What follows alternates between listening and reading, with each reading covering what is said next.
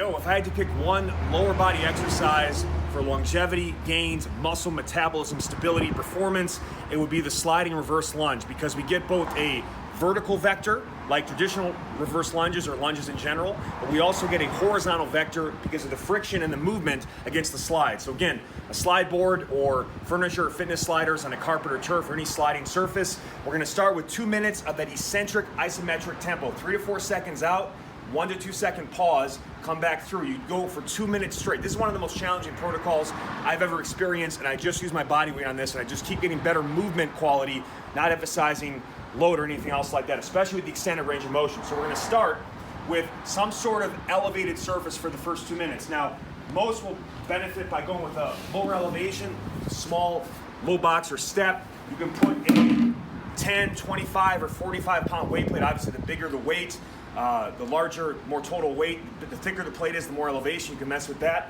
But what I want you to do here is, we get set. The sand dune stepper is my go-to because I get major elevation for maximum flexion at the level of the knee and the hip for the quads and glutes.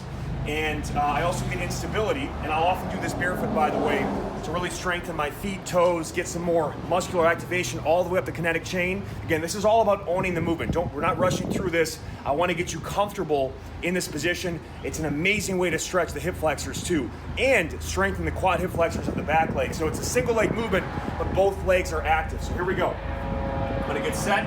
Hands here, rib shoulders down, abs crunched. 1, 2, 3, 4, pause, 1, 2, pull it right back.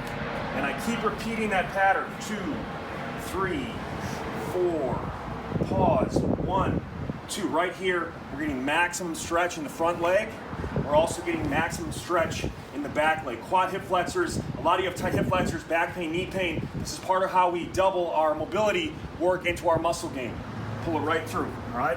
1, 2, 3, 4, 1, 2, pull it back. And again, the pullback is where now you're really getting the hamstrings involved in a way you wouldn't normally get on the reverse lunge. So that's for the first 2 minutes. You stay in the same leg. The final minute, we go back to just the floor now, so there's less range of motion. Our body was used to the extended motion. Now it's gonna get kind of extended time retention effect, even a bigger pump. You can go faster now. Don't worry about the super slow tempo, but you're not gonna be able to go as fast as you would wanna go because of the 2 minutes of pump and pre-fatiguing those legs. So either keeping the hands here, or if you wanna go more dynamic with it, you can go more of the sliding reverse lunge with the running action to just finish it off, all right? Add a little more, I like to add a little more speed and pop to it to kind of get that contrast. But man, you have no idea what's about to hit you. You're probably gonna have to use rest pause, and if you're new to this, in that 2 minute block, over the course of the month, the goal is to stay in that motion for 2 straight minutes, get right into the final minute without the elevation to really finalize it and pump it up. And you do the entire leg, same leg, weak side first, the whole set. You'll rest a minute, go to the other side the next round. Good luck.